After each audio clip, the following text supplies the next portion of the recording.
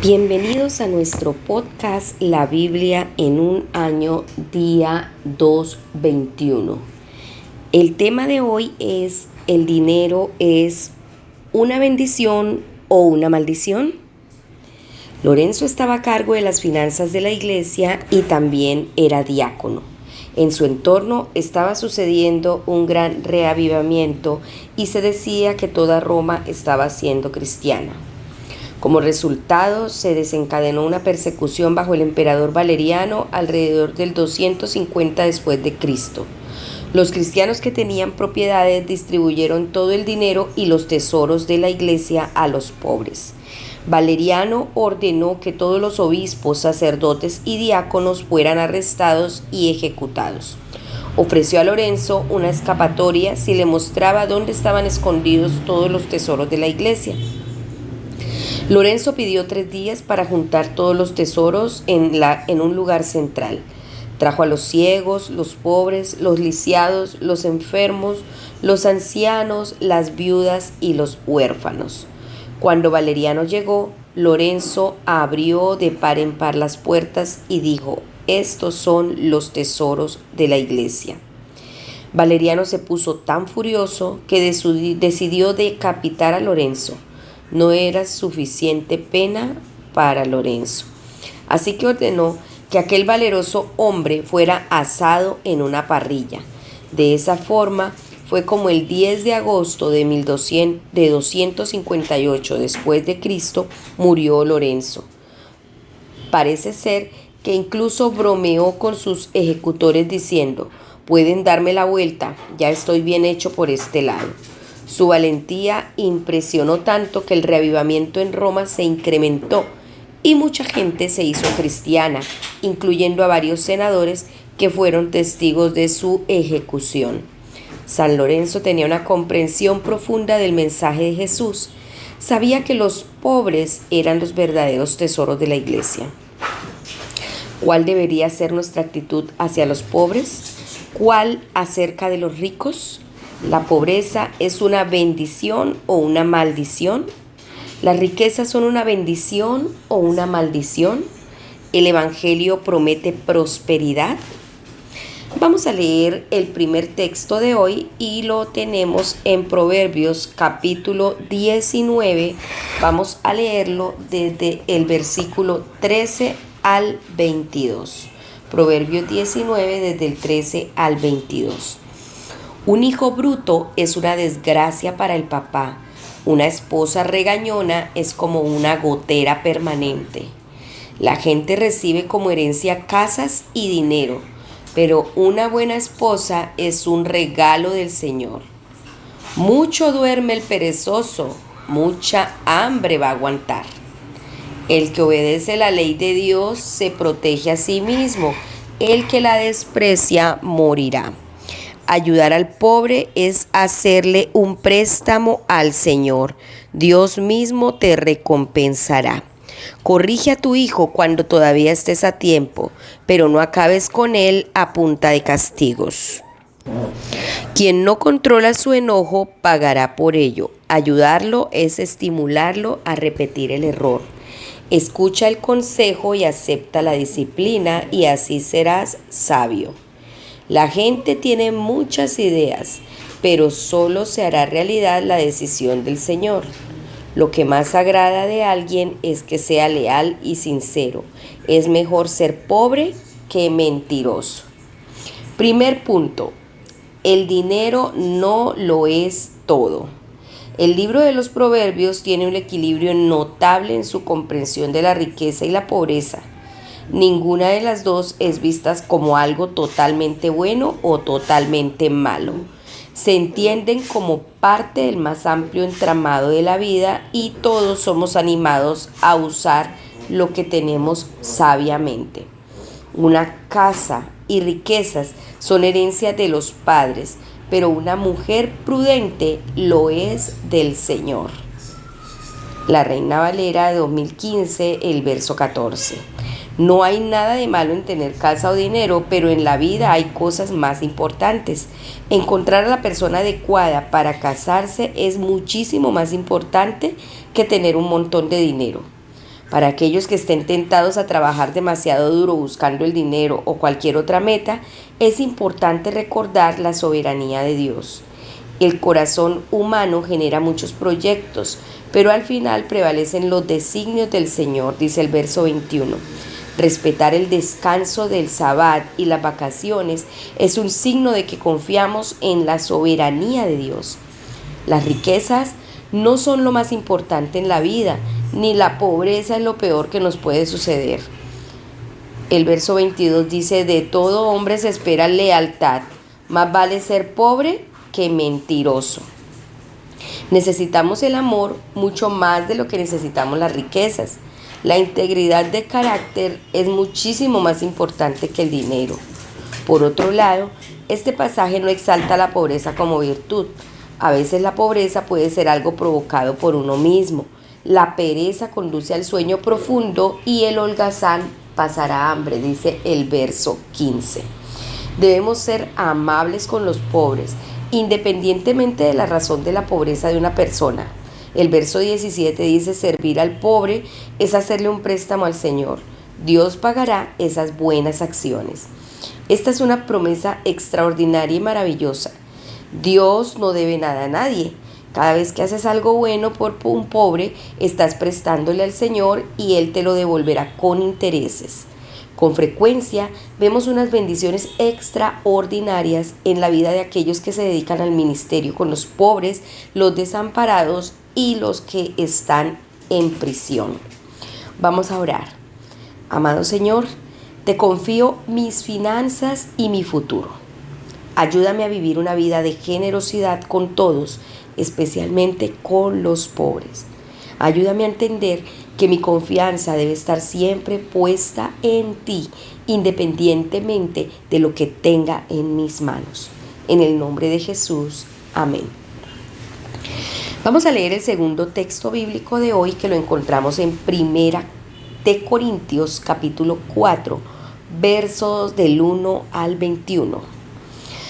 Primera de Corintios capítulo 4. Vamos a leer desde el versículo 1. Apóstoles de Cristo. Así que la gente debe vernos simplemente como siervos de Cristo, como aquellos en quienes Dios ha confiado para enseñar su plan secreto. Además, una persona en la que alguien ha confiado debe demostrar que es digna de esa confianza.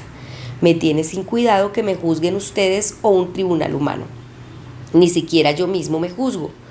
Hasta donde yo sé, no he hecho nada malo, pero no por eso soy inocente. El Señor es quien me juzga. Por eso les aconsejo que no juzguen antes de tiempo. Esperen a que el Señor venga. Él iluminará todo lo que está en la oscuridad y descubrirá las intenciones del corazón. En ese momento, Dios dará a cada uno la alabanza que se merezca. Hermanos, para su beneficio les pongo como ejemplo de todo esto a Apolos y a mí mismo. Lo hago para que con nuestro ejemplo ustedes aprendan lo que significa. Copien exactamente el patrón que se les ha dado. Aprendan a seguir esta regla al seguir nuestro ejemplo. Entonces no se jactarán acerca de ninguno de nosotros, ni dirán que uno es peor que otro. ¿Quién ha dicho que tú eres mejor que todos los demás? Todo lo que tienes, Dios te lo ha dado. Entonces, ¿por qué presumes como si lo hubieras conseguido tú mismo? Ustedes se creen que ya tienen todo lo que necesitan, que ya se han vuelto muy ricos y que gobiernan como reyes sin nuestra ayuda.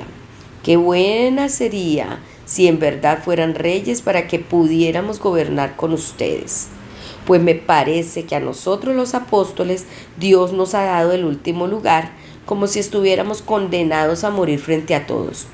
Parece como si fuéramos un espectáculo para todo el mundo, tanto para los ángeles como para los humanos. Por la causa de Cristo nosotros nos hemos convertido en tontos, mientras que para ustedes seguir a Cristo significa que son sabios. Nosotros somos débiles, pero ustedes creen que son fuertes. A ustedes los honran y a nosotros nos desprecian. Incluso ahora tenemos hambre y sed, nos hace falta ropa, la gente nos maltrata y no tenemos un hogar. Tenemos que trabajar mucho para vivir. Cuando nos maltratan con palabras, hablamos bien de ellos. Cuando nos persiguen, los soportamos. Cuando dicen algo malo de nosotros, les hablamos amablemente. Hasta hoy nos tratan como la basura del mundo, como los desechos de todo. No les escribo esto para avergonzarlos, sino para darles consejos como a hijos míos queridos. En su vida con Cristo podrían tener miles de tutores, pero no más de un padre. Me convertí en su padre cuando les anuncié la buena noticia de salvación y ustedes formaron parte de Cristo. Por eso les suplico que sigan mi ejemplo y también por eso les he mandado a Timoteo, quien como seguidor del Señor es mi hijo estimado y fiel. Él les ayudará a recordar mi manera de vivir como seguidor de Jesucristo. Esa es la misma manera de vivir que enseño en todas las iglesias. Algunos de ustedes se han vuelto arrogantes porque creen que yo no voy a regresar, pero pronto iré a visitarlos si el Señor quiere. Cuando esté allá, sabré no solo lo que estos arrogantes pueden decir, sino lo que realmente pueden hacer, porque el reino de Dios no es cuestión de palabras, sino de poder. ¿Qué prefieren? ¿Que yo vaya dispuesto a castigarlos o que yo vaya con amor y gentileza? Muy bien. Segundo punto, la pobreza de los apóstoles. Aunque eran ricos, recibían honores y eran fuertes, la iglesia de Corinto estaba en una situación desastrosa. Pablo señala que eran arrogantes, orgullosos y celosos. Toleraban la inmoralidad sexual y acudían a tribunales pleiteando entre ellos. Pablo comienza a abordar algunos de los problemas. Él era apóstol y veía en sus vidas la arrogancia del rico. Estaban orgullosos de sus riquezas materiales. Pablo explica resumidamente por qué ninguno tiene de qué envanecerse. ¿Quién te distingue de los demás? ¿Qué tienes que no hayas recibido? Y si lo recibiste, ¿por qué presumes como si no te lo hubieran dado? Eso está en versículos 7 y 8. Son ricos como reyes, ya tienen todo lo que desean, ya se han enriquecido, han llegado a ser reyes y eso sin nosotros. Aquí vemos una pizca de sarcasmo, pues ellos no son los que gobiernan. Ojalá fueran de veras reyes para que también nosotros reináramos con ustedes. Verso 8. Pablo pone en contraste la abundancia de lo material de ellos con la pobreza de los apóstoles. En el verso 11 y 12 dice: hasta el momento pasamos hambre, tenemos sed, nos falta ropa, se nos maltrata, no tenemos dónde vivir. Con estas manos nos matamos trabajando. Si nos maldicen, bendecimos, y si nos persiguen, los soportamos. Pablo fue uno de los cristianos más influyentes de todos los tiempos y su ministerio fue uno de los más exitosos de la historia. Pero esto no le trajo la prosperidad material, sino más bien lo contrario. Era pobre materialmente, no tenía suficiente comida ni tenía un hogar.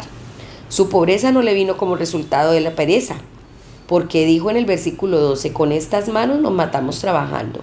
Sufrió abusos como mucha gente pobre hoy en día, pero no respondió con la misma moneda, pues dijo en los versículos 12 y 13, si nos maldicen, bendecimos, si nos persiguen, los soportamos, si nos calumnian, los tratamos con gentileza.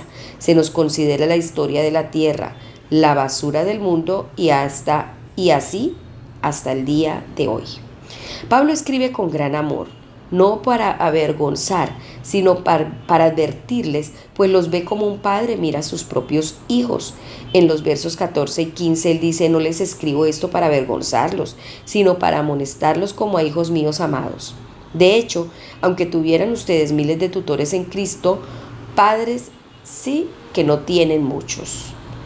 Pablo tenía un corazón de padre, amable, amoroso, delicado, dispuesto a enseñar y a perseverar, que nunca abandona a las personas. Esta debe ser la actitud de un pastor.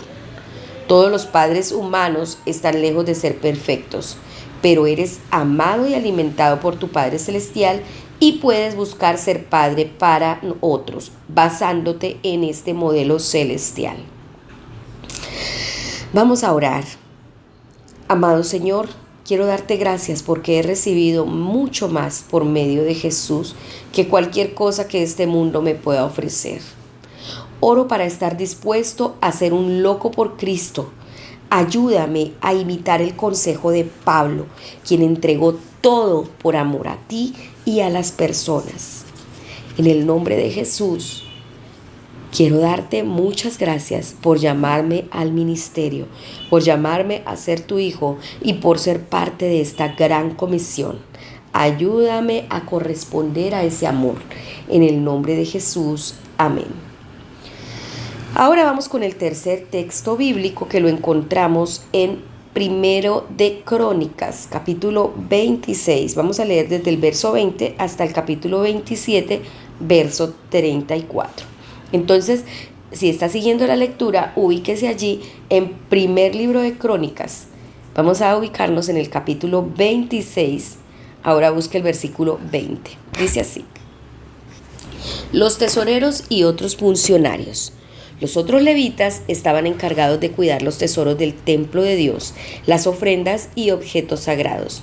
Ladán era de la familia de Gersón y Jehiel era uno de los jefes de la familia de Ladán. Los hijos de Jehiel eran Setán y Joel. Ellos estaban encargados de los tesoros del templo del Señor. También había encargados de la familia de Amirán, de Izar, de Hebrón y de Uziel. Moisés fue el papá de Gersón y Gersón el de Sebuel. Sebuel era el jefe de los funcionarios encargados de los tesoros del templo. Sus parientes en línea directa por parte de Eliezer fueron Rehabías, Isaías, Jorán, Sicri y Selomit. Selomit y sus familiares eran responsables de todo lo que David había recogido para el templo.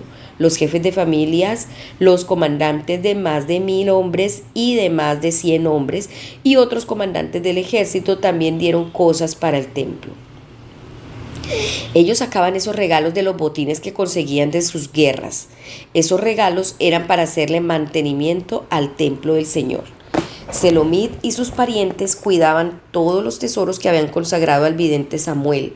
Saúl, hijo de Quis, Abner, hijo de Ner, y Joab, hijo de Sarbia. De los descendientes de Izar estaban Kenamías y sus hijos. Ellos estaban encargados de los asuntos de fuera del templo como funcionarios y jueces de Israel. De la familia de Hebrón estaban Hasabías y sus familiares. Eran en total 1700 hombres muy hábiles. Ellos estaban encargados de supervisar a Israel en el trabajo del Señor y el servicio del rey al occidente del río Jordán. Jerías era el jefe de los descendientes de Hebrón, tal como aparece en los registros de la familia. En el año 40 del gobierno de David se hizo una investigación en los registros de la familia y se encontró que muchos hombres muy hábiles en Jazer de Galaad. Jerías tenía 2700 parientes que eran hombres muy capaces y jefes de familias. El rey David los nombró a ellos como jefes de la familia de Rubén, de Gad y de la media tribu de Manasés. Esos 2700 hombres quedaron encargados de todos los asuntos de Dios y del rey. Capítulo 27. Las divisiones militares de David. Esta es la lista de los israelitas que eran jefes de familia, comandantes de 1000 y de 100 hombres y oficiales que estaban al servicio del rey en los asuntos relacionados con las divisiones militares. Cada división tenía 24.000 hombres y prestaban servicio al rey en turnos mensuales durante todo el año. Yasobeán, hijo de Zabdiel, estaba encargado de la primera división de 24.000 hombres durante el primer mes. Él era descendiente de Fares y era comandante en jefe de todos los oficiales del ejército que hacían su turno el primer mes. Dodai, descendiente de Ahoj, era el encargado de la división de 24.000 hombres que prestaba servicio durante el segundo mes. Miclot era el comandante en jefe de esta división. Benaías, hijo del sumo sacerdote Joyadá, era el jefe de la tercera división de 24.000 hombres que hacía su turno en el tercer mes. Benaías era uno de los guerreros y jefe del grupo de los 30. Su hijo Amisadab mandaba esta división. Asael, hermano de Joab, era el comandante de la división de 24.000 hombres que hacía su turno el cuarto mes. Lo sucedió su hijo Zebadías. Samud, descendiente de Isra, era el comandante de la división de 24.000 hombres que hacía su turno el quinto mes. Ira, hijo de Iques, el tecoita, era el comandante de la división de 24.000 hombres que hacía su turno el sexto mes. Él es el pelonita, descendiente de Efraín, era el comandante de la división de 24,000 hombres que hacía su turno el séptimo mes. Sibecai de Judá, descendiente de Sera, era el comandante de la división de 24,000 hombres que hacía su turno el octavo mes. Abiezer, el de Anatot, descendiente de Benjamín, era el comandante de la división de 24,000 hombres que hacía su turno el noveno mes. Marai de Neftofa, descendiente de Sera, era el comandante de la división de 24,000 hombres que hacía su turno el décimo mes. Benaías de Piratón, descendiente de Efraín, era el comandante de la división de 24,000 hombres que hacía su turno el undécimo mes. Heldai de Netofa, descendiente de Otoniel, era el comandante de la división de 24,000 hombres que hacía su turno el duodécimo mes. Esta es la lista de los jefes de las tribus de Israel. Eliezer, hijo de Sicri, era el jefe de la tribu de Rubén. Cefatías, hijo de Macá, de la de Simeón. Hasabías, hijo de Kemuel, de la de Leví. Sadoc, de la de Aarón. Eliú, hermano de David, de la de Judá. Omri, hijo de Micael, de la de Isaacar. Ismaías, hijo de Abdías, de la de Zabulón. Jerimot, hijo de Asriel, de la de Neftalí. Oseas, hijo de Asasías, de la de Efraín. Joel, hijo de Pedaías, de la media tribu de Manasés. Idó, hijo de Zacarías, de la otra media tribu de Manasés en Galaad. Jaziel, hijo de Abner, de la de Benjamín.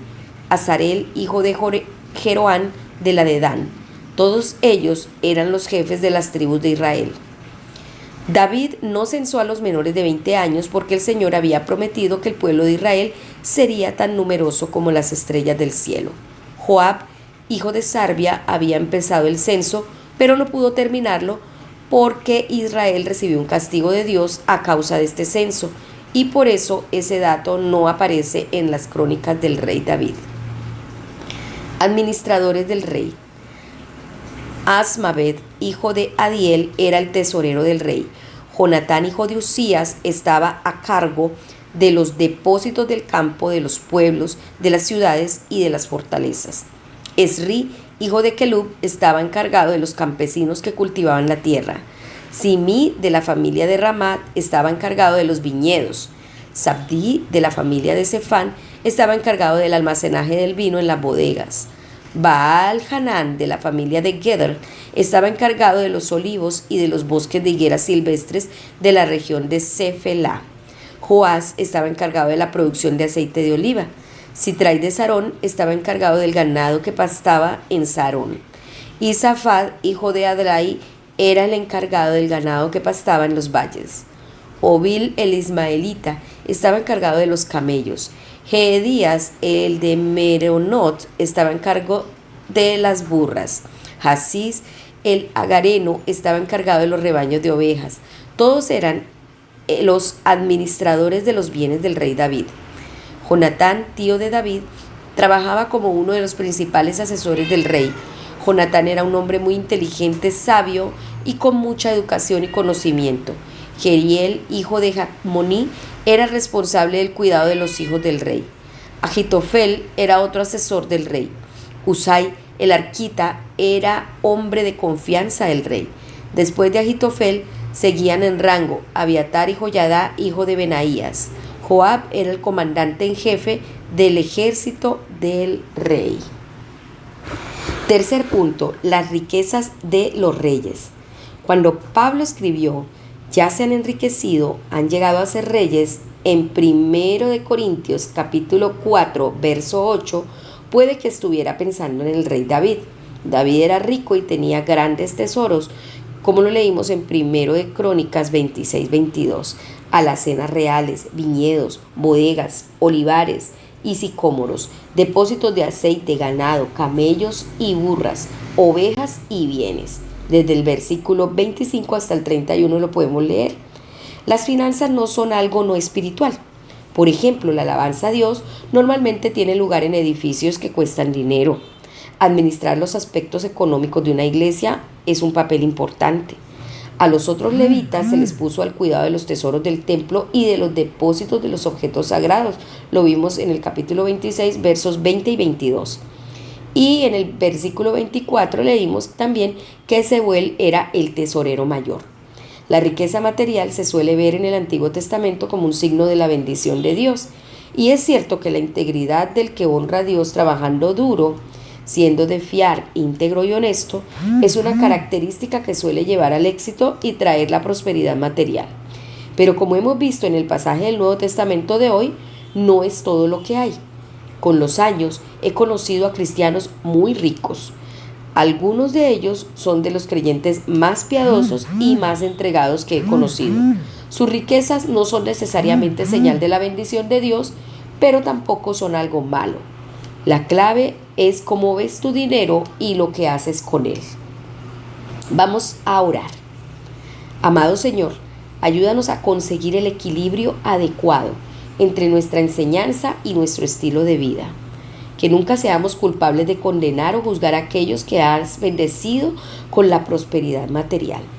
Que seamos generosos y demos libremente y estemos dispuestos a pasar hambre y sed en tu servicio. Te lo pedimos, Señor. Que el dinero no tenga nada que ver ni marque nuestra forma como te vemos a ti y como te servimos, Señor, sino por el contrario, poder bendecir y ayudar generosamente a otros, tengamos mucho o tengamos poco. Te lo pedimos en el nombre de Jesús. Amén. La pastora Pipa añade y toma como referencia Proverbios 19:13, que dice: la mujer pendenciera es gotera constante. Antes de levantar el dedo acusador ante cualquiera de mi familia que haya hecho un desastre, pienso en este versículo. No quiero ser acusada de ser un grifo que gotea. Sí, Señor, estoy de acuerdo con ella. Ayúdanos a no ser goteras continuas. Bueno, recordemos que este devocional fue escrito por el pastor Nicky Gumbel de la iglesia HTB en Londres y la voz de este podcast es de Marisol Rojas. Que el Señor les bendiga.